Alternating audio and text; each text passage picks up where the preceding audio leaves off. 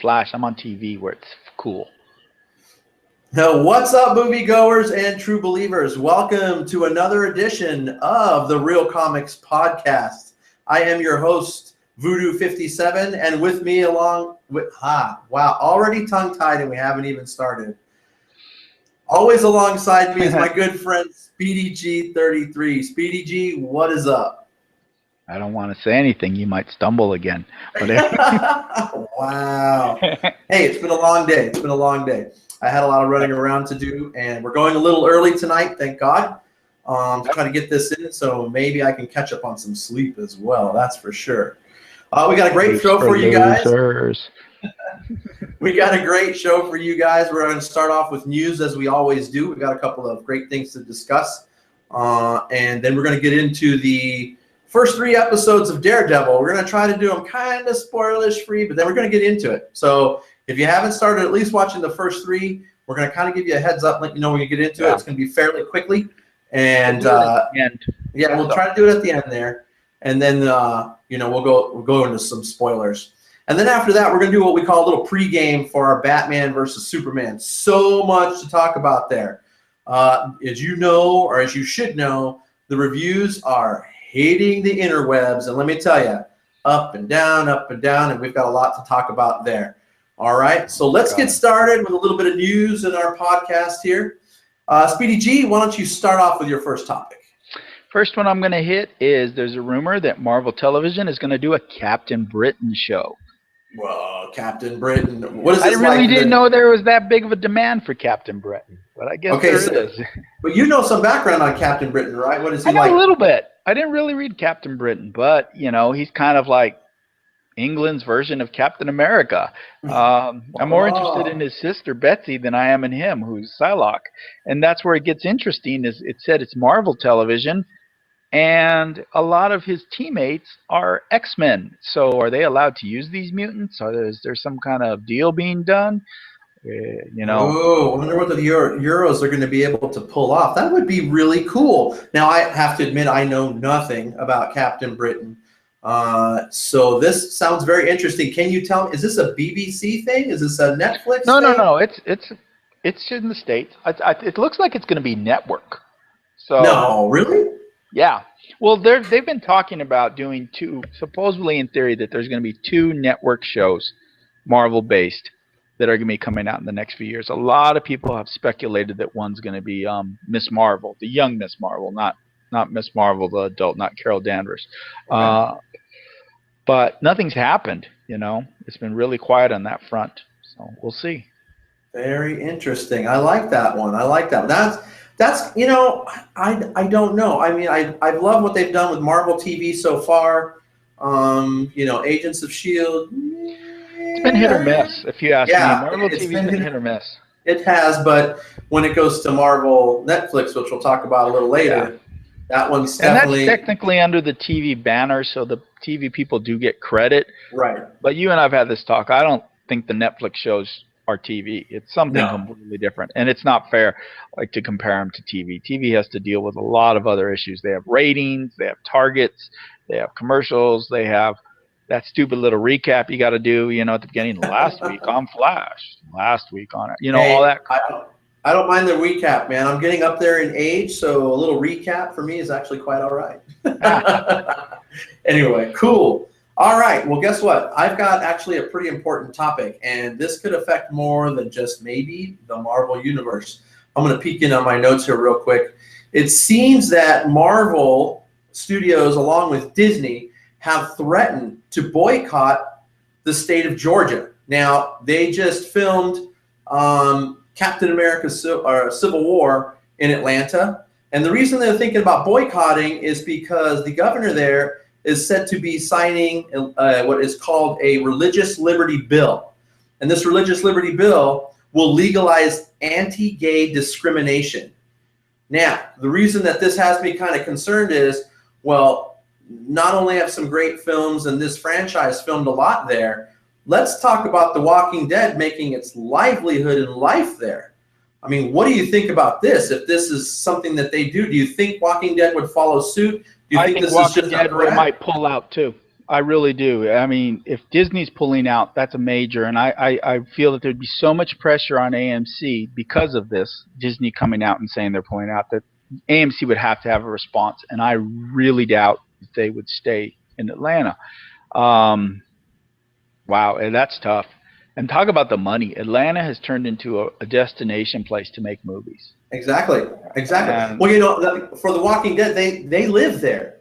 yeah, They live there while filming during season, and the ones that either come and go on the show, they live there as well. They're put up there. The whole lively, everything is there, and so much money is being fed into that.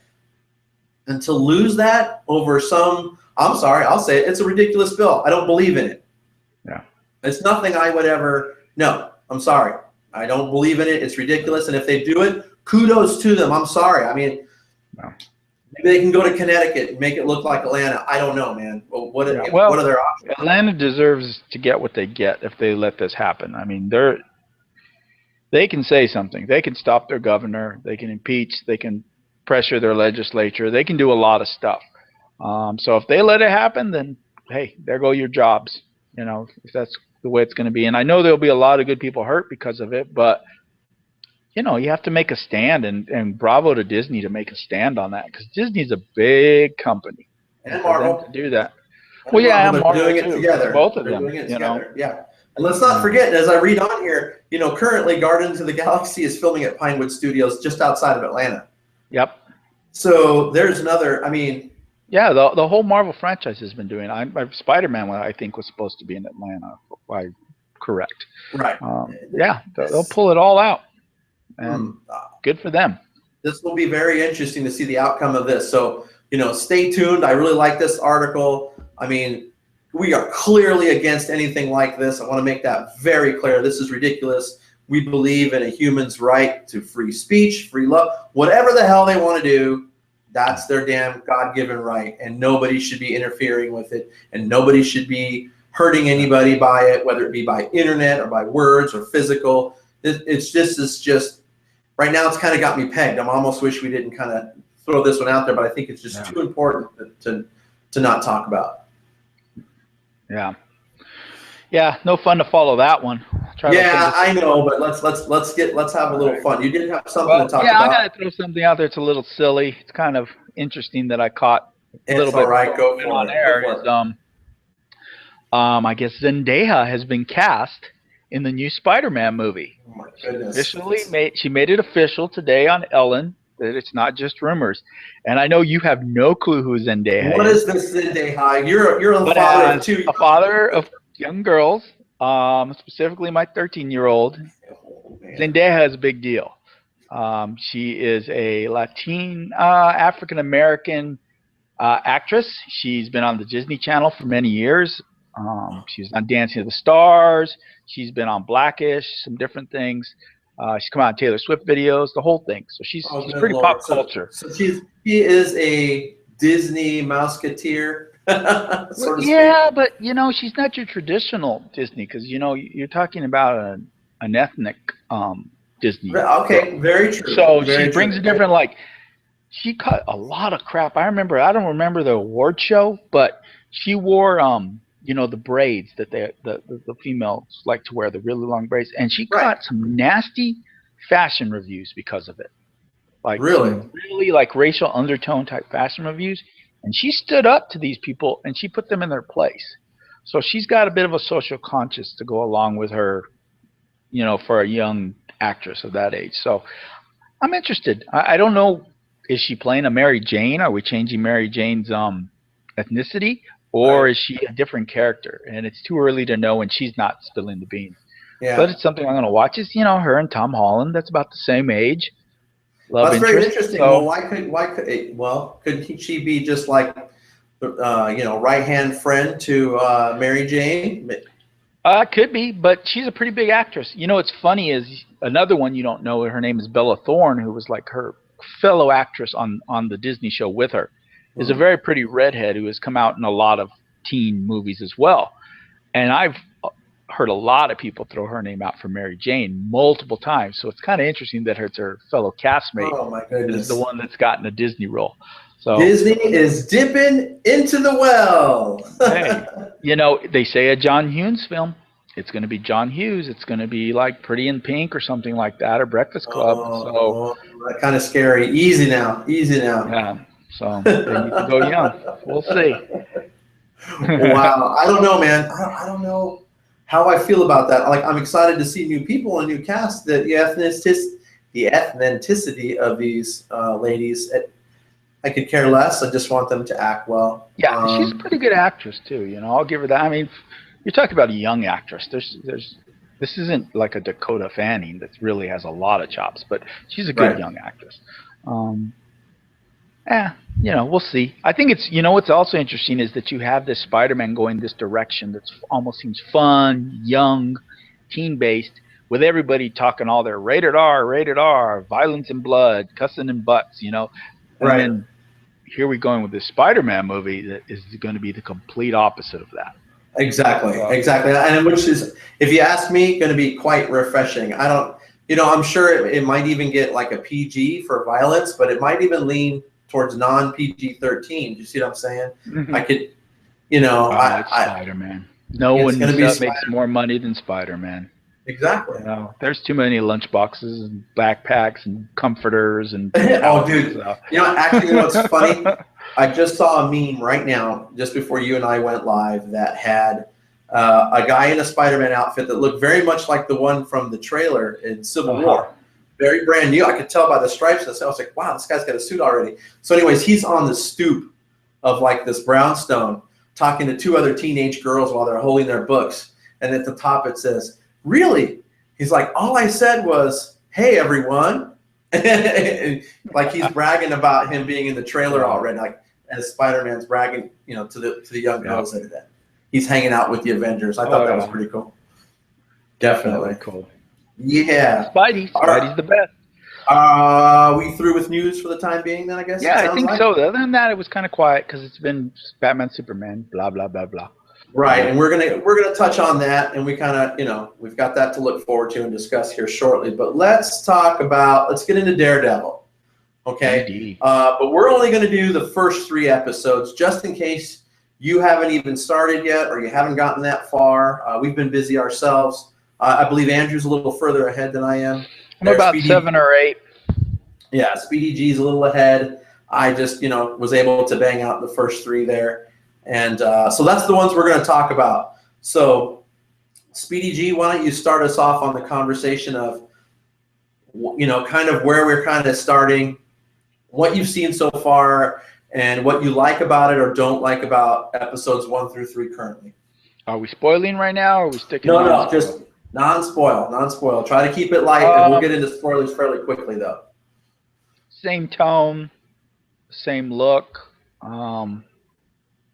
The fight scenes are better, but they're in the same vein. It's like they took what they did last time and they amped them up a little bit, made them a little bit better.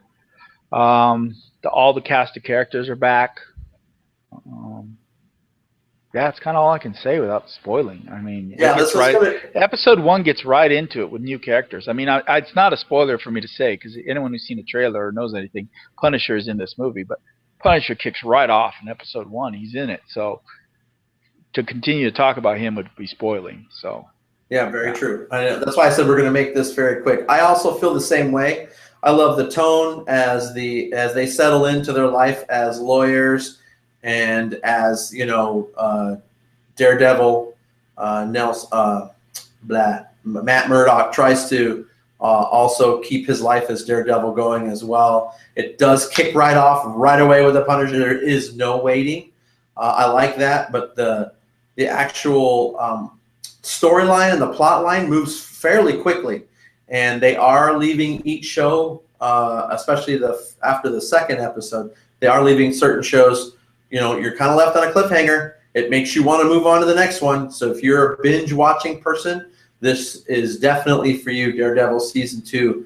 Get to it. Get watching because they leave you wanting more. I think Marvel does it the best. I mean, next to something like maybe The Walking Dead, Marvel does it the best. And on Netflix, that end scene in each of the episodes makes you want to continue, even though you should go to bed, even though you should go to work, or even though you know you should go to school, you want to watch the next episode. So definitely my feeling, and definitely please watch. I definitely think it's worth a watch.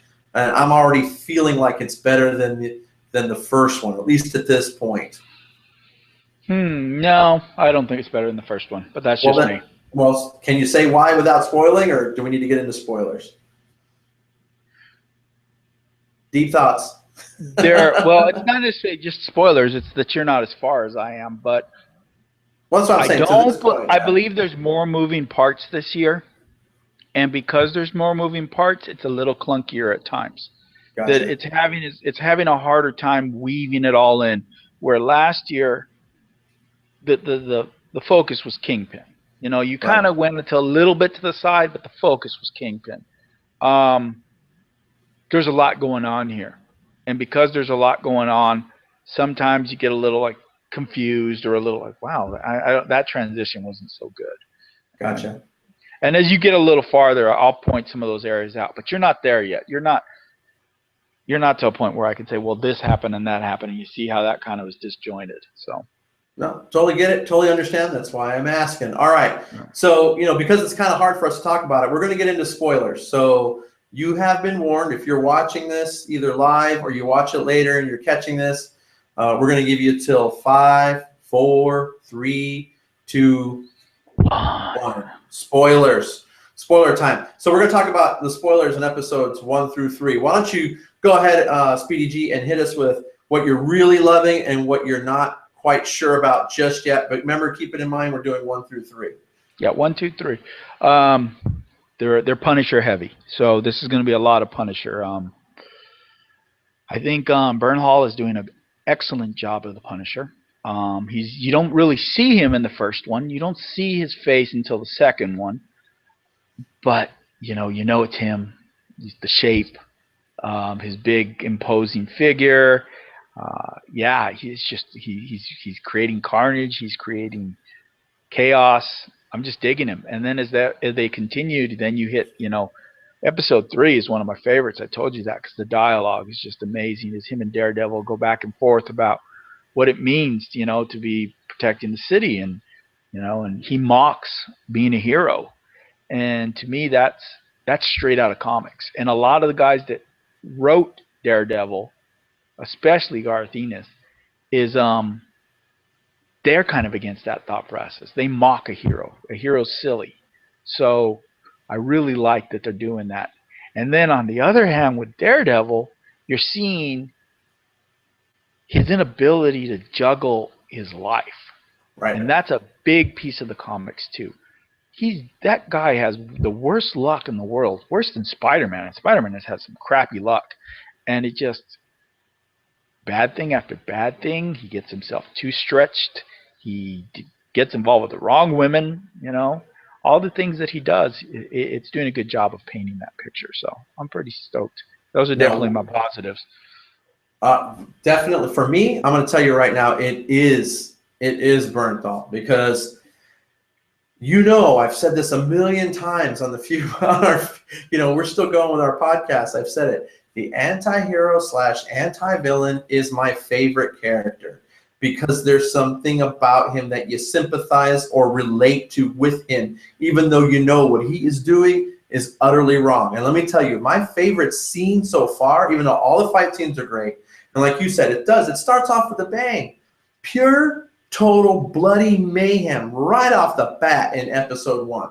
But in that first episode, there is a scene where he is going after one last guy that he's left alive that he needs to take out. And there's a reason for it. We find that out later in episode 3.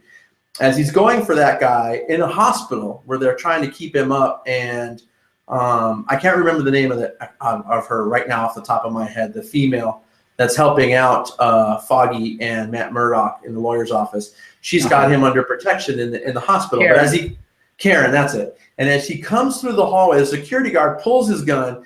He doesn't skip a beat. He walks right towards the gun. And let me tell you what he does.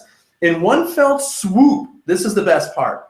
He punches the guy in the face, and you have to go back and watch this. I'm telling anybody who's hearing this, watch this scene carefully.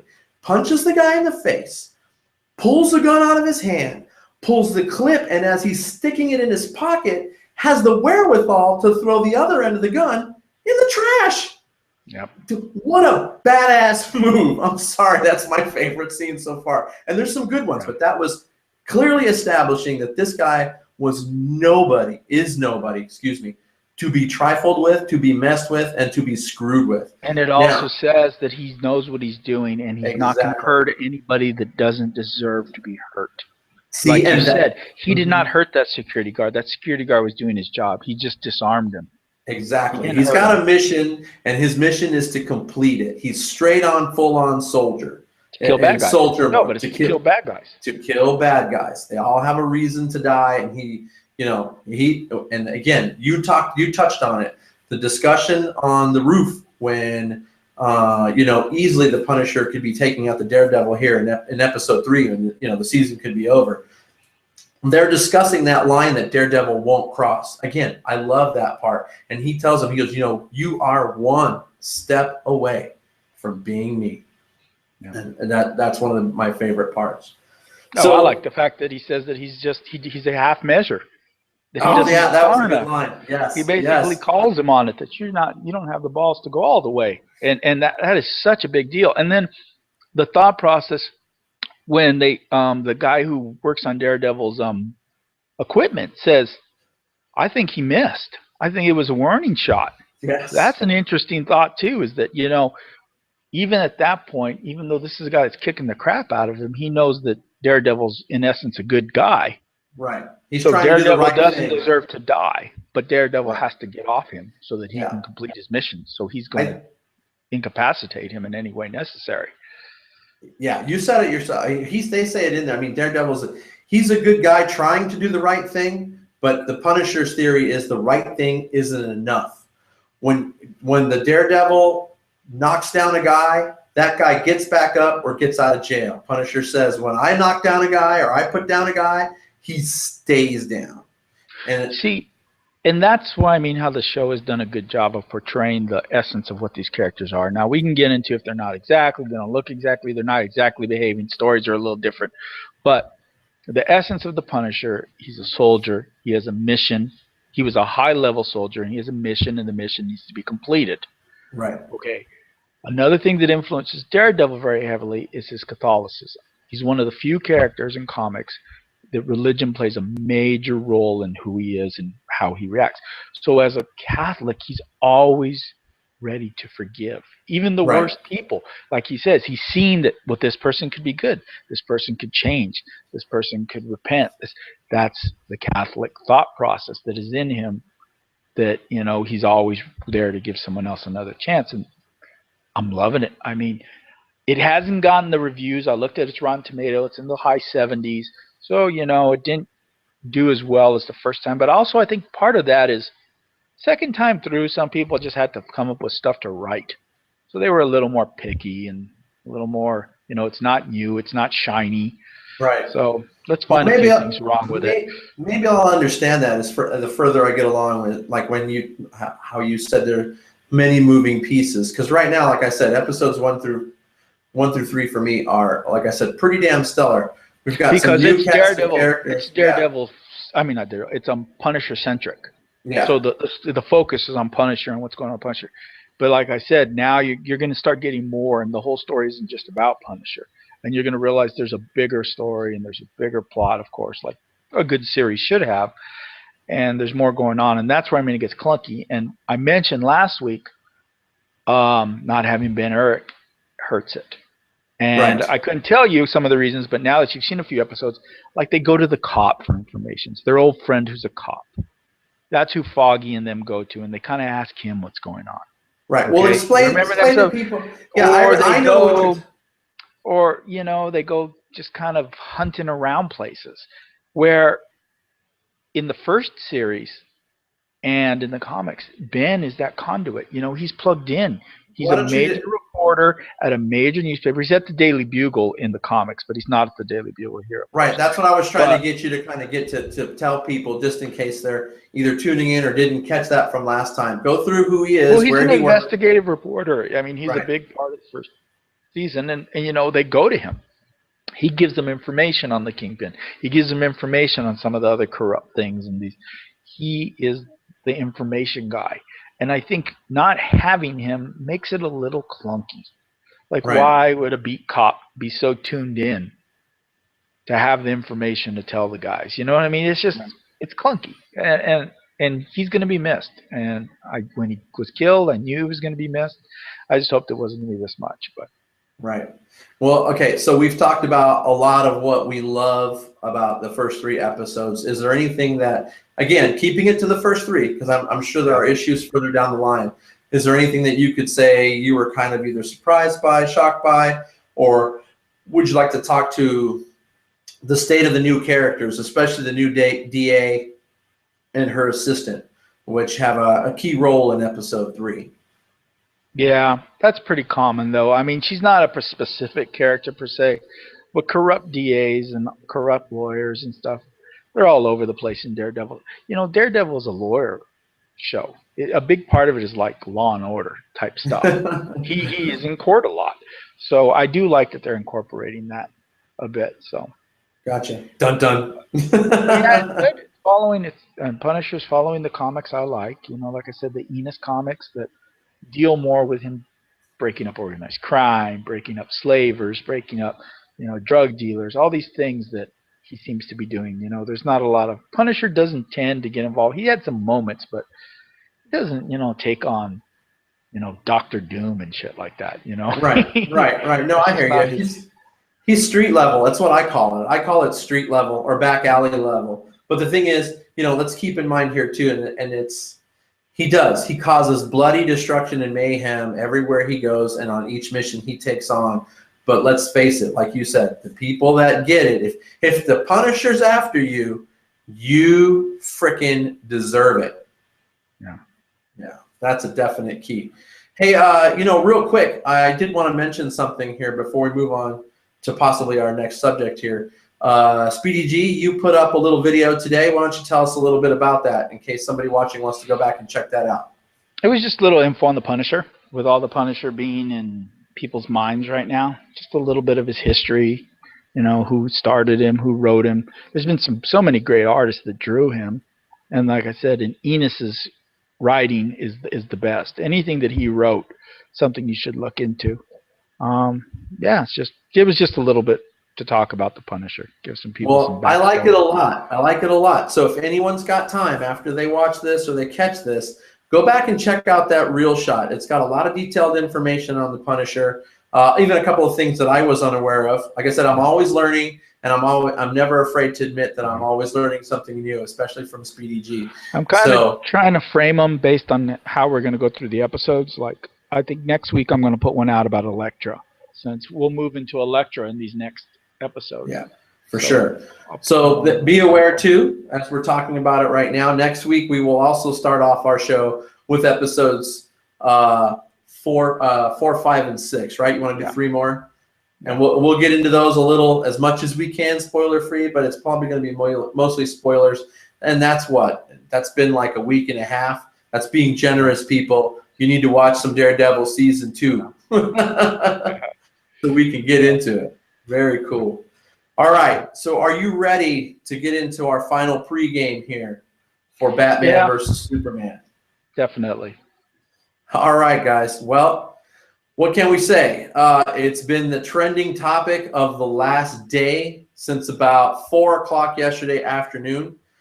The upcoming release of Batman versus Superman. And the first thing I want to touch on is, no matter what we say on this show, and we said it early on, and we feel the same way, even though, no matter what preconceived notions you have or what you're about to hear us say or what you see on your freaking Flickster as far as a rating and all that other fun stuff, you need to go and see the movie for yourself. If you want to talk about it and complain about it or hype it, you need to see the movie for yourself. And that's the bottom line. Until you've seen it, you shouldn't talk about it. That's for darn sure. So the first thing we're going to talk about is let's get into what happened yesterday with the embargo being lifted.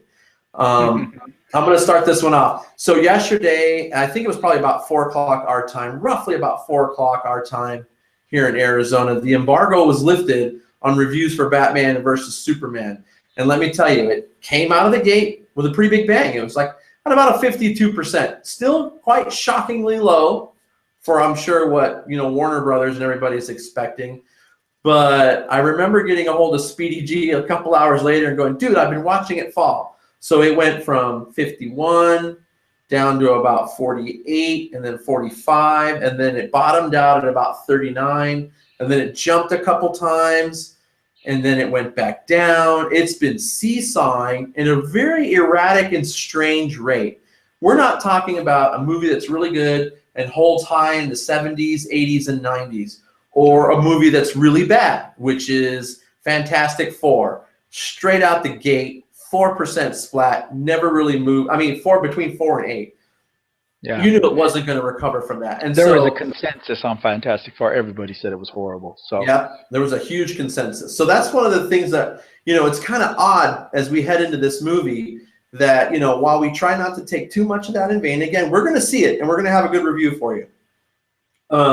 You can't help but to track this really weird seesaw of percentages and how there's not a consensus yet. So Speedy G and I looked at the Flickster just before we went live, and it dropped back down to about a 34. And, like I said, we didn't check the reviews. We didn't see what they said or who wrote them. No. I've read about 25 reviews. Right. So I've read a lot of reviews, so I'll comment on what I'm reading. Without spoiler stuff, I'm just going to comment on what I'm reading. Yeah, because one thing, there's a common thread. Okay, the people that don't like it, that are giving it the splats, actually have some good things to say in their splats. Right. And the people that are actually giving it the fresh tomato have a bunch of bad shit to say about it too. So the consensus is that this is just a mess. So there is a consensus, I think. And I think the ones that are getting good reviews are barely getting good reviews. And the ones that are getting bad reviews maybe barely getting bad reviews. So it's just this middle of the road mess, I think. I think it's so everybody's torn. I just so odd. To me, it is very odd. Like I said, I knew so much about the Fantastic Four, and even though I personally haven't seen it, choose not to see it, I know what they have done to a movie. I didn't have to read a million reviews to a group of characters that I actually quite like, and they blew it. We all know that. We all know that they did. But this is weird. So 1 minute, I'm thinking, I'm kind of excited to see it because I'm not quite sure where to take this. You see Variety and a certain writer for Forbes and a couple of other high-end magazines give it a tomato, and then they have somebody else back it up with a splat. Yeah, well, Forbes was a funny one because one Forbes guy gave it a tomato and the other Forbes guy gave it a splat. Right. And I told you, I go, Mendelsohn gave it a splat, and I love Mendelssohn's writing, so I think I'm not going to like this movie. If based on who's between the two writers, who I prefer, that says something to me that I'm probably not going to dig this movie. So and like we said, I still need to. I want to see it. I want to get, because it's all over the place. I want to see why. But you know what? We saw this coming. I think none of us wanted to admit it. This is not like Fantastic Four where we knew it was a big old mess. Right. But there was things, you'd see them in the trailers, like, why are they showing this so much? And then you think about the stuff Zack Snyder's done in the past. It's like, is he going to do it again? Is he going to do it again? Is he going to just kind of go off in his own little way? Because he's a bit arrogant, and he just decides, I'm going to do things the way I'm going to do them. And from the sounds of it, he did. He just made something, a common theme in these reviews. It's not fun. It's dark. It's dialogue heavy. There's been comments like, a popcorn movie shouldn't feel like your homework. You shouldn't have to study or listen to dialogue for an hour to wait for some sort of a climax. I mean, just things like that. It's basically comparing it to The Watchmen.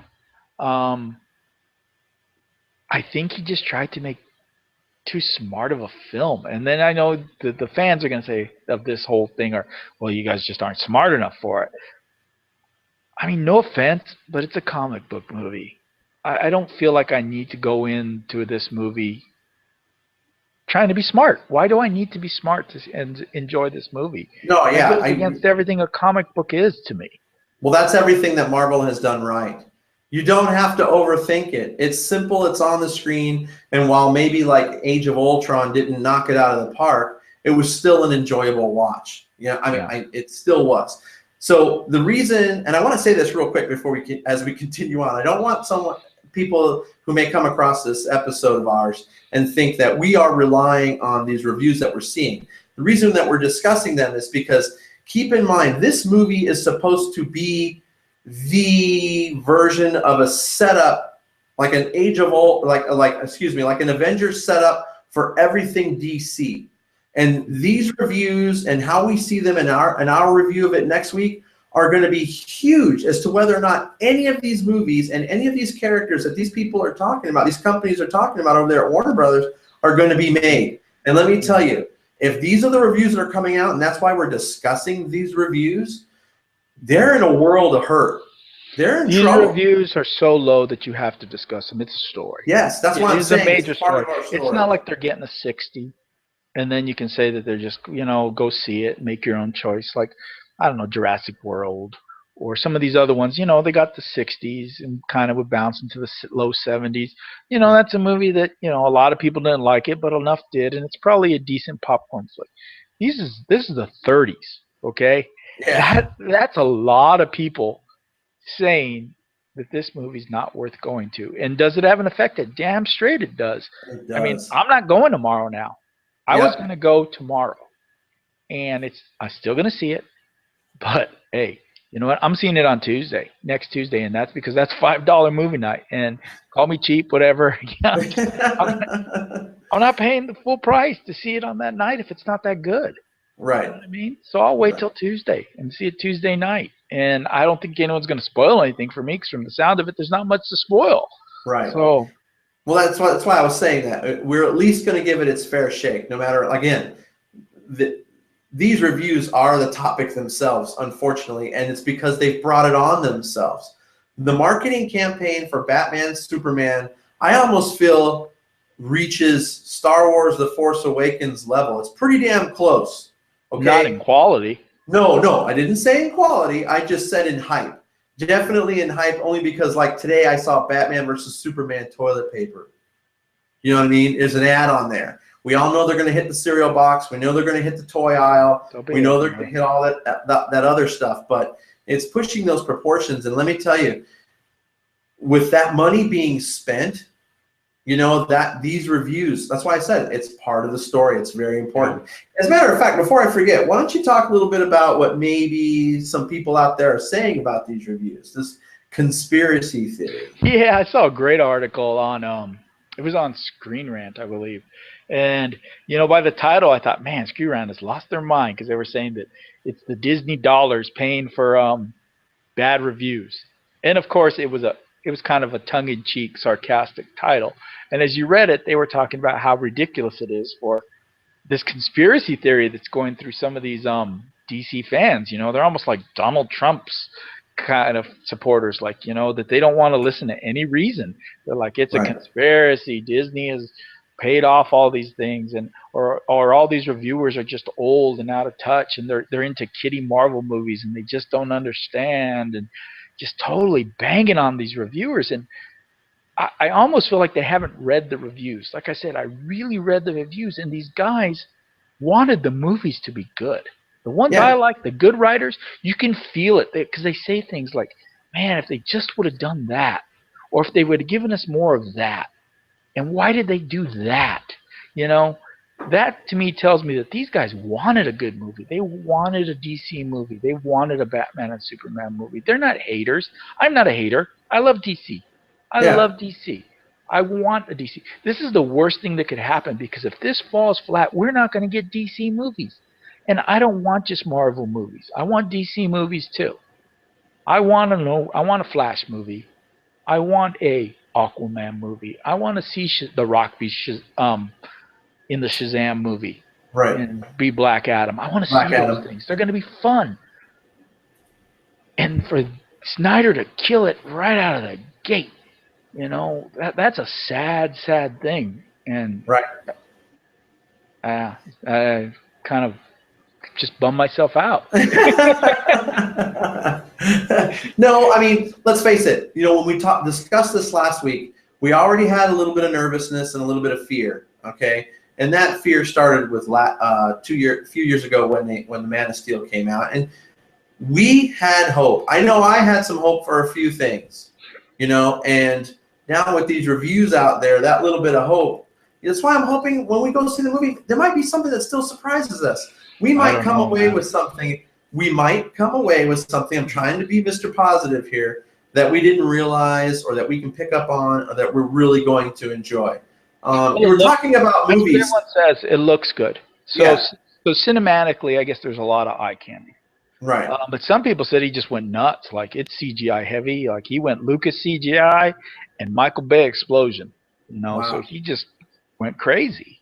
We'll have to check it out for itself. You know, you were talking about movies that, you know, even though they don't rate super high, you know, people seem to like them. You know what? A movie I sticks out in my head, and it's not a comic book movie, but I remember seeing early reviews for the A-Team, that remake of the A-Team with Bradley Cooper and all that, and they were like, I think it was at 48 to 50 splat, right around in that range. And I was bored one weekend and went to watch it, and I watched it, and I had a great time. I had a good time because it was a popcorn movie, and now every once in a while, it was fun. Exactly, it was fun. It was fun. That's what this movie's missing. And maybe if it had some fun, you could overlook some of those other things. Another great example to me is the whole Fast and the Furious series. Right. No one's going to win any Oscars in the Fast and the Furious. Okay? It's outrageous. It's outlandish. The plots are pretty similar from movie to movie. But those movies are fun.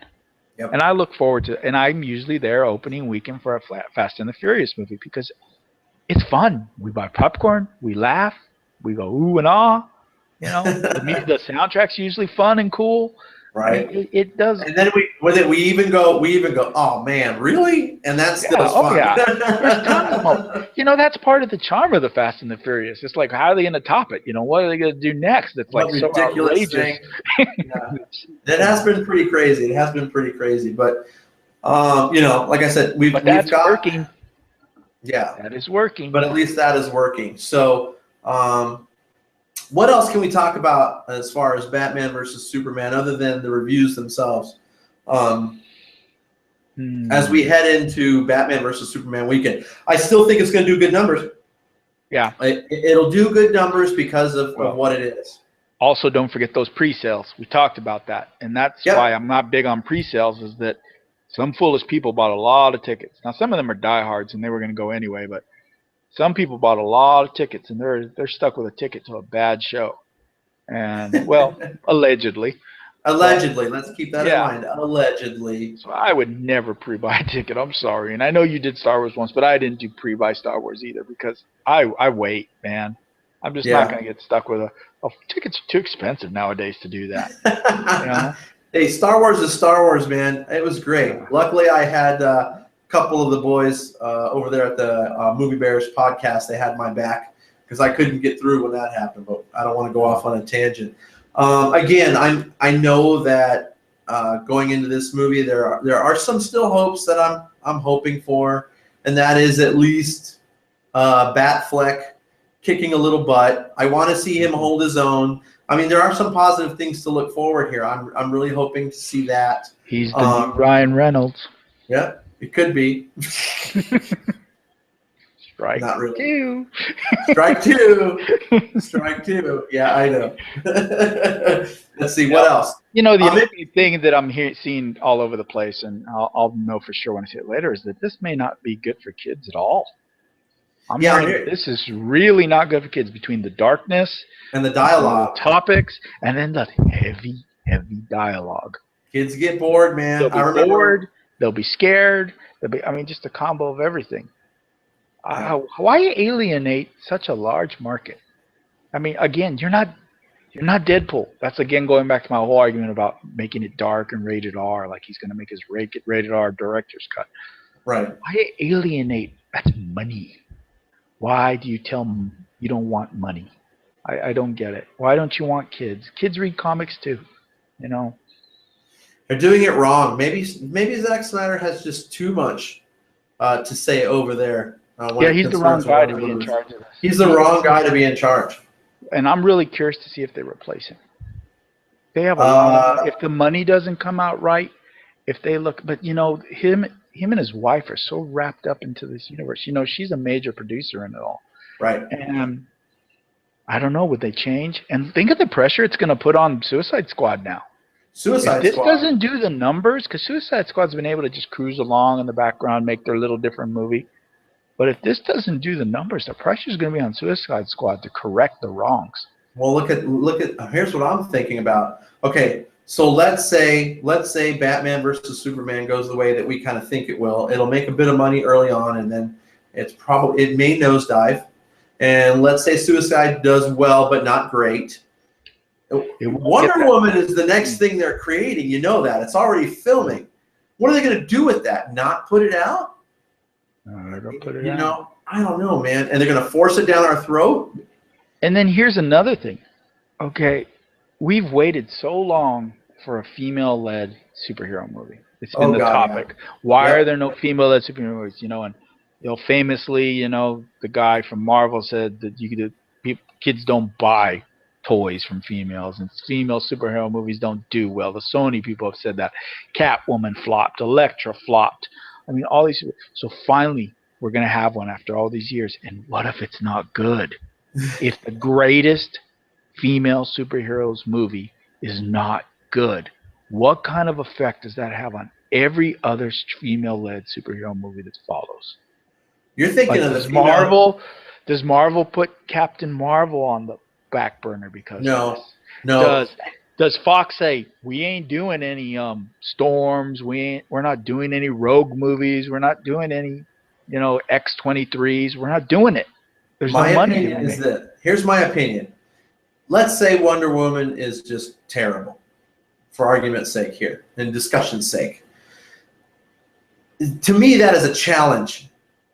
Take that challenge on. Marvel, step up. Do it and do it right. Maybe Fox, step up. Do it right. Don't be afraid. I know Fox won't. I'm trying to be diplomatic here. Not Marvel might.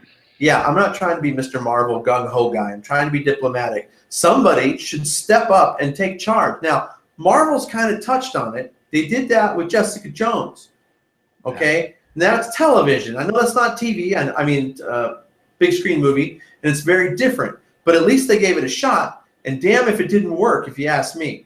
So I would see a flop by Warner Brothers. Yeah, and then you got that coming too.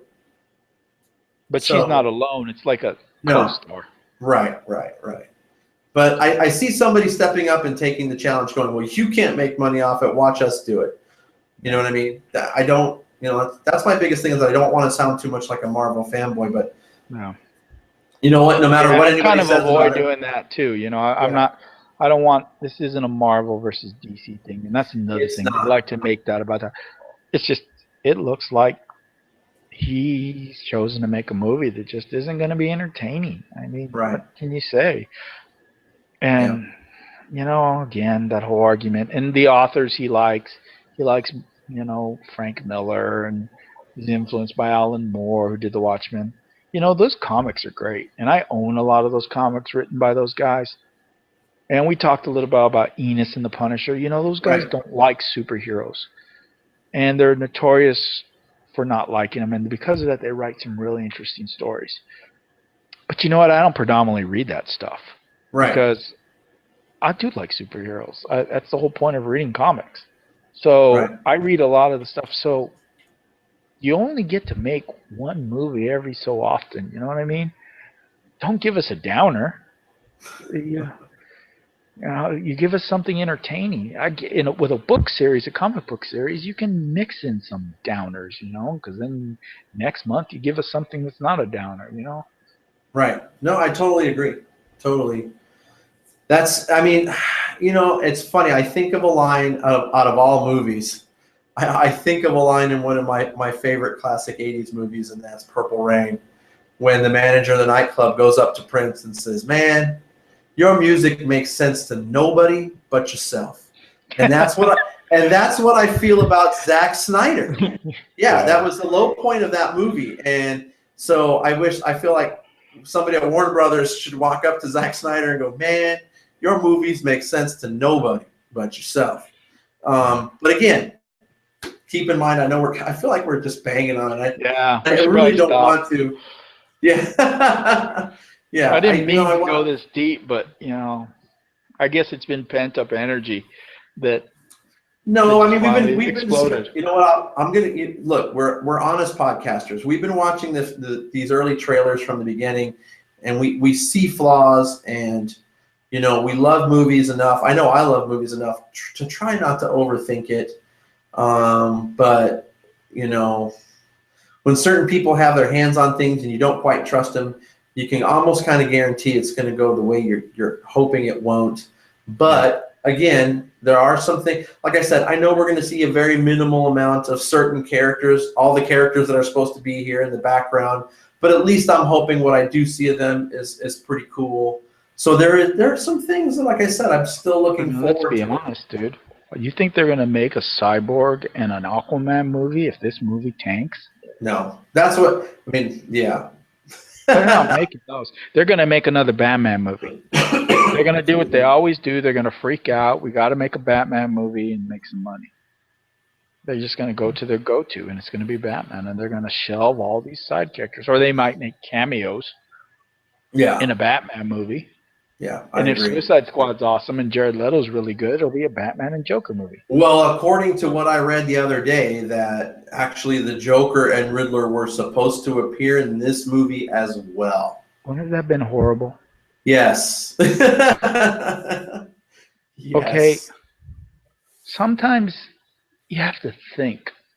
No offense, but Superman could just punch them both right in the chest, and the game's over. Right. Joker's not a threat to Superman.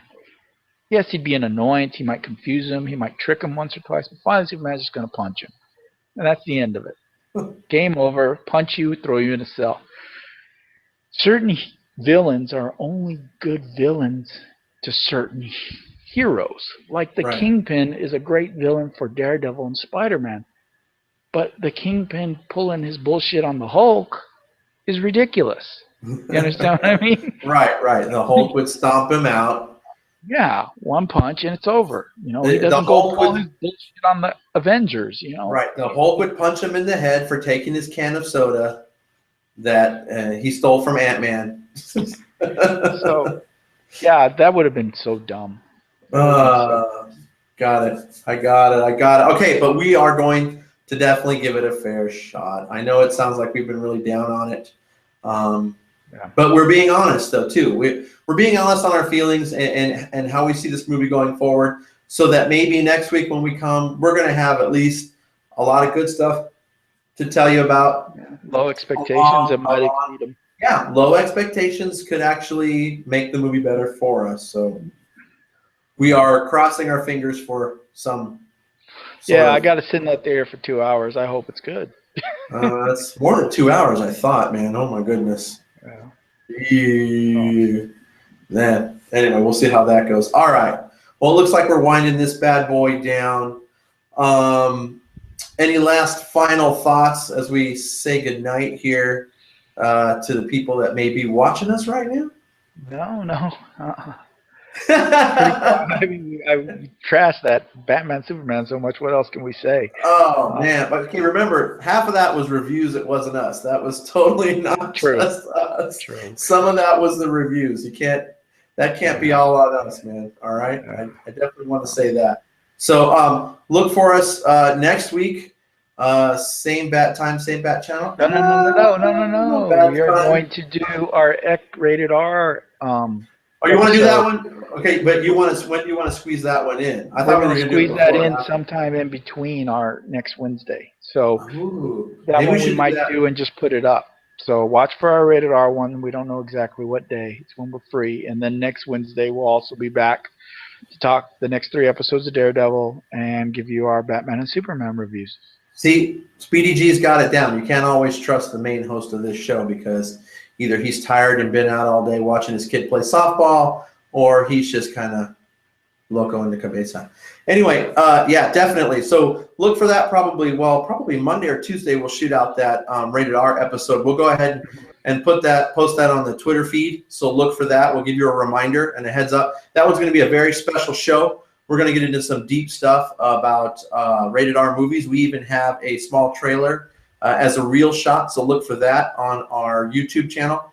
Also, another plug for Andrew, our Speedy G's and / Andrews Punisher Insight reel shot, which came out today. Very detailed. I like it a lot. I like the music. I like the information. You definitely got to check that out. And then we're going to follow that up. It's going to be a busy week. We're going to follow that up hopefully Wednesday night about this time, 9:30, with our actual review of Batman versus Superman. And we're going to give it all the love it deserves and all the anti-love it may deserve.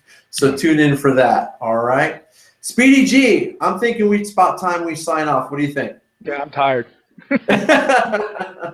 All right, Speedy G. I'm going to say good night. Let's hit the rack. Let's get on to it. But as always, as we leave you, be your own hero, and we will see you next week. Good night. Good night.